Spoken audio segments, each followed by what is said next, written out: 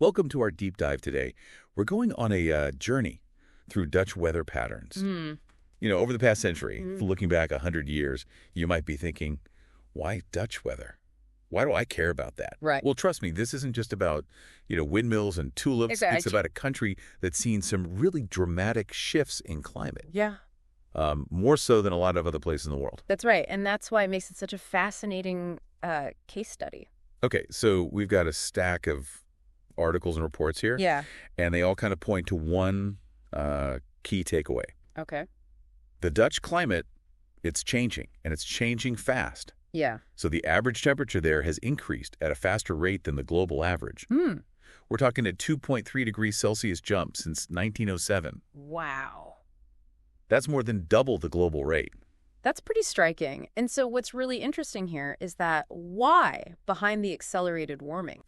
The Netherlands, being a coastal nation with really unique wind patterns, it's particularly susceptible to the changes in the North Sea's temperature. Oh, so the North Sea is warming up, and that's directly affecting Yeah. the Netherlands. Absolutely. And additionally, you have to consider the role of urban development. Okay. Cities tend to trap heat, and so that also exacerbates the warming. So it's like a perfect storm of factors all coming together Right. to really crank up the thermostat in the Netherlands. Exactly. Now, 2.3 degrees, you might be thinking, well, is that really noticeable?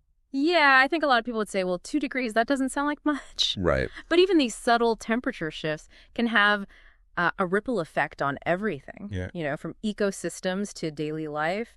For instance, warmer winters might mean less of that, charming Dutch ice skating. And the frozen canals, Yeah. that's a very iconic image of the Netherlands. It is. And if it's not cold enough to freeze the canals regularly, then that's a big shift. Yeah, and you think about, those long, cozy evenings the Dutch call gezellig, where you gather with friends and family around a fireplace. Right. Imagine trying to create that cozy atmosphere when it's unseasonably warm outside. Yeah. It just changes the whole That's not quite the same. dynamic. Yeah. And so even small changes like that can really disrupt cultural traditions and Right. really shift our relationship with the environment.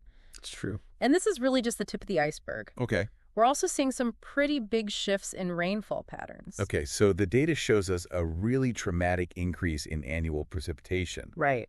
It's gone from 694 millimeters in 1910 to a whopping 875 millimeters in 2022. Wow. That's a 26% increase. That is significant.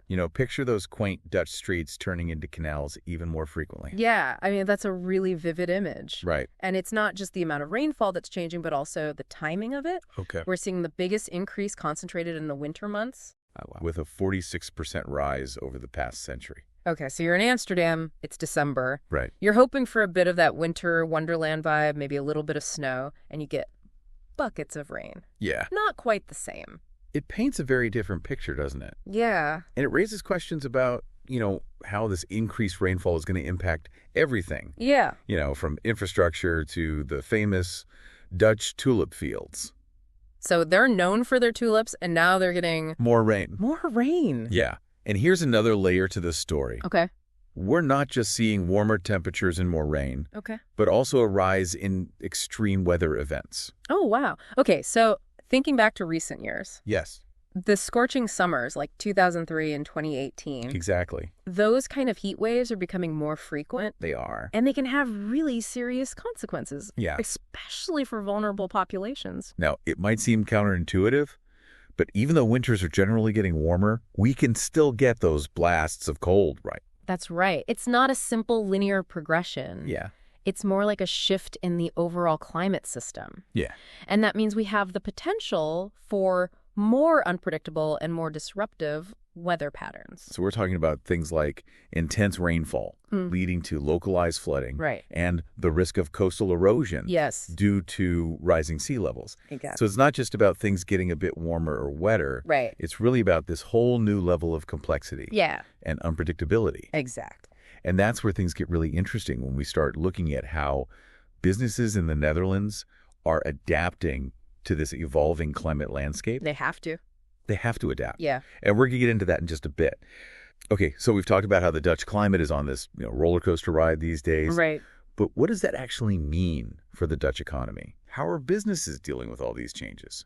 It's definitely shaking things up across a lot of different sectors. Okay. Let's start with agriculture, because that's a real cornerstone of the Dutch economy. Yeah. And so, imagine you're a farmer Right. and you've been growing tulips for Yeah. generations, and suddenly you're facing these longer dry spells, these heavier downpours. Yeah. You've got new pests that are thriving in these warmer temperatures. Oh, wow. It's a whole new ball game. So it's like you're trying to hit a moving target. Exactly. How are these farmers adapting? They're getting pretty innovative. Okay. I mean, some are experimenting with drought-resistant crops, Okay. while others are, implementing these new irrigation techniques to deal with the fluctuating rainfall. It's interesting to see how adaptable people can be It is. when faced with these kinds of challenges. It really is. What about tourism? Mm. I imagine longer summers might be a plus. Yeah, I mean, that's a good point. But what about those quintessential Dutch winter activities? Skating on the canals and that sort of thing. That's where things get a little tricky. Yeah. The tourism industry is really having to recalibrate. Yeah. Longer, warmer summers Yeah. means you have a longer tourist season for coastal areas. Right. But those traditional winter activities like ice skating, Yeah. they might become a lot less reliable. So it's a little bit of a give and take. It is a trade-off for sure. Some sectors benefit while others face new hurdles. Then what about energy? Oh, that's another interesting example. Yeah. As you might expect, with rising temperatures, the demand for heating decreases while the demand for cooling increases. Makes sense. So it's kind of like when you switch from your cozy winter sweaters to your summer shorts. Yeah, exactly. And this shift in energy consumption is prompting the Dutch energy sector to adapt as well. Okay. They're investing heavily in renewable energy sources like wind and solar power. Which are less reliant on weather patterns. Precisely. So it's almost as if they're turning a challenge into an opportunity.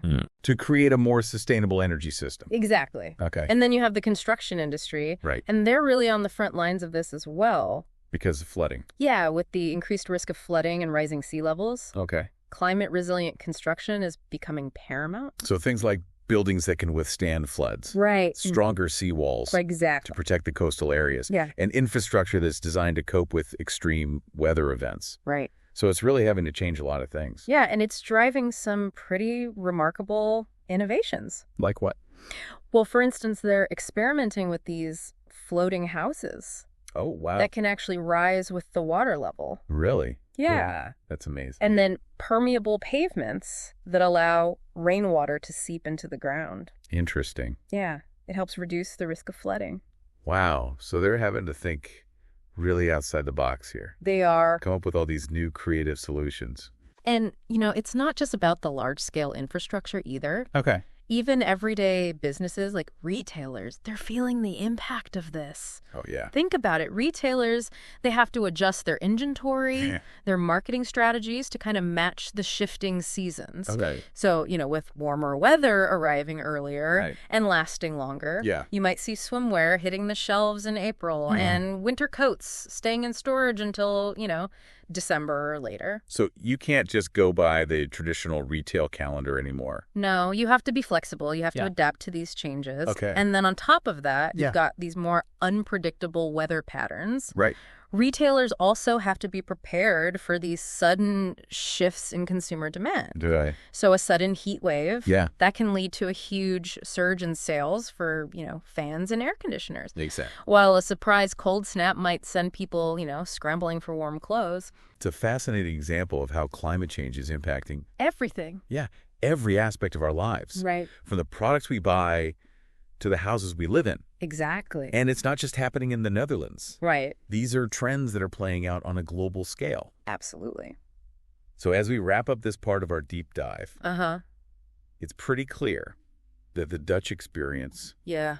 it provides valuable lessons for the rest of the world. Absolutely. It highlights the importance of adaptation, Yeah. innovation, and this interconnectedness of our global ecosystem. But how exactly do these Dutch weather trends fit into the larger global climate story? That's what we're going to explore after the break.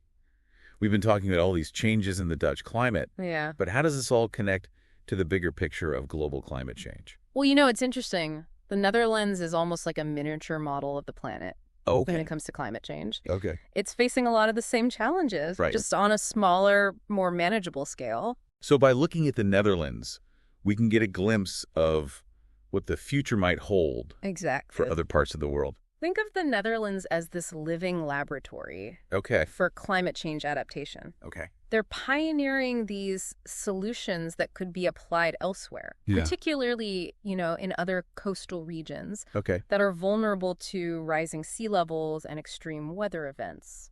So what are some of the key lessons we can learn from this Dutch experience? Well, firstly, it really reinforces the urgency Right. of addressing climate change. Okay. The impacts are already being felt in the Netherlands, Right. and they're only going to intensify in the years to come. Yeah. This is a global challenge Yeah. that requires a global response. So we're all in this together. We are. And we need to act now. Absolutely. Yeah. And secondly, the Dutch example really highlights the crucial role of adaptation. Okay. We can't just turn back the clock on climate change. Right.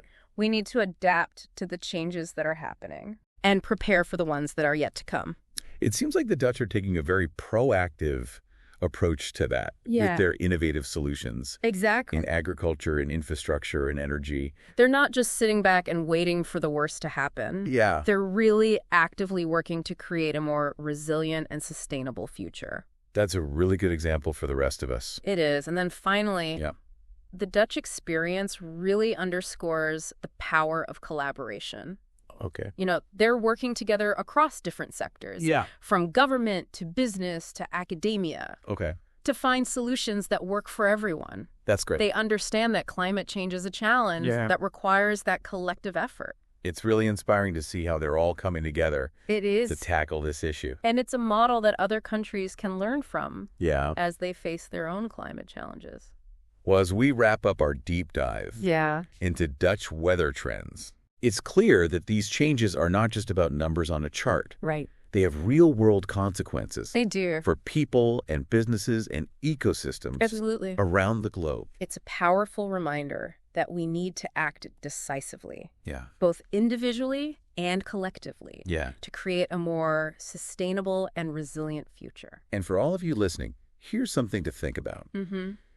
What steps can you take in your own life or in your own community Right. to help mitigate climate change Yeah. and adapt to its impacts? It's a question worth reflecting on It is. as we navigate all the challenges and the opportunities of the changing world. Every little bit helps. Every action matters. Well said.